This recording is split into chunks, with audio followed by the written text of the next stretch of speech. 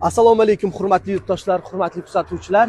Mana Denov shahriga biz mehmon bo'lib turibmiz. Kursdoshimiz Ziyomiddin bitta tadbirkorlikni yo'lga qo'ygan ekanlar. Biz ushbu tadbirkorlik orqasida juda katta foyda borligini sezgan holatda biz mana Ziyomiddinga yuzlanmoqchimiz.